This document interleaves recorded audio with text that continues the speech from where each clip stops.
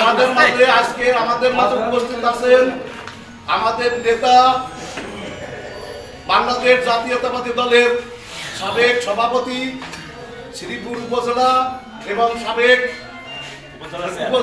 উপজেলা চেয়ারম্যান আমাদের নেতা জনাব Badrul Alam hero.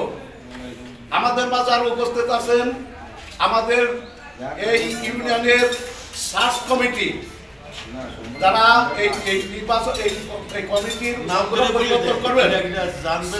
Search committee 9 জন সদস্য, 9 জন সদস্য। 1 নম্বর আছে জনাব সনদ কুমার বিশ্বাস, 2 নম্বর আমার এদিকে মোহাম্মদ ইয়াকুব আলী আসাদ, মোহাম্মদ তোবারক আলী, মোহাম্মদ ইদ্রিস আলী, আমি একজন আছি।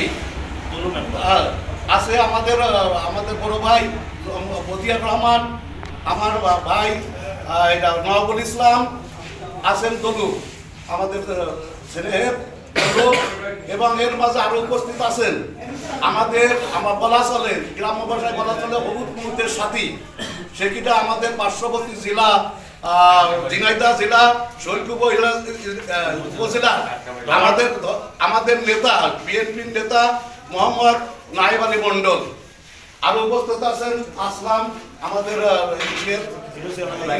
আমবলসা ইউনিয়নের একজন সার্চ কমিটির একজন সদস্য উপস্থিত, আরো অন্যান্য ব্যক্তিগণ উপস্থিত, আমার সামনে উপবিষ্ট বিএনপির নেতা কর্মী। আসসালামু আলাইকুম।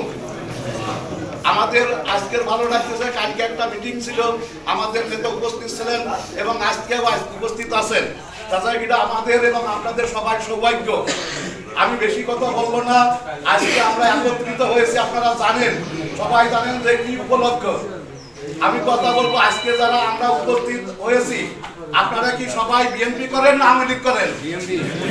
ভালো করে বলেন, বিএনপি করি। এইভাবে জোরে বলতে হবে। এখন যদি ওই 17 বছরের মতন মধ্যে আসতে বলেন যে একটু জোরে বললি আমার মারিয়ে নেন, সে সুযোগ তো আর নাই, আছে। সেই জন্য আমরা এখানে যারা উপস্থিত আছি, আমরা সব বিএনপি করি এবং ত্যাগী বিএনপি, তাই তো? আমরা সবাই নির্যাতিত। যাই হোক, আজকে আমরা সদস্য সংগ্রহ করবো, 100 জন সদস্য করব। আমরা চাচ্ছি এটা কয় নম্বর ইউনিয়ন? শ্রীপুরথানা কয় নম্বর ইউনিয়ন? 1 নম্বর ইউনিয়ন। আমার নেতা আছে, আমি তার সামনে বলতে চাই যে যেহেতু 1 নম্বর শ্রীপুরথানা 1 নম্বর ইউনিয়ন বয়সপুর, আমাদের কাজকর্ম আমরা সুষ্ঠু এবং সুন্দর আপনাদের সহযোগিতায় সুষ্ঠু এবং সুন্দরভাবে করব, যাতে করে শেষের দিন আমরা ওই শ্রীপুর থানার লিডাররা যারা আছে বা মাগুরা যারা আমাদের কেন্দ্রীয় লিডার আছে, তারা যাতে বলে না বয়সপুর ইউনিয়ন 1 নম্বর এবং কাজে কর্মে 1 নম্বর, তারা এইটি আমরা ছিনিয়ে নিতে চাচ্ছি আপনাদের সহযোগিতায়।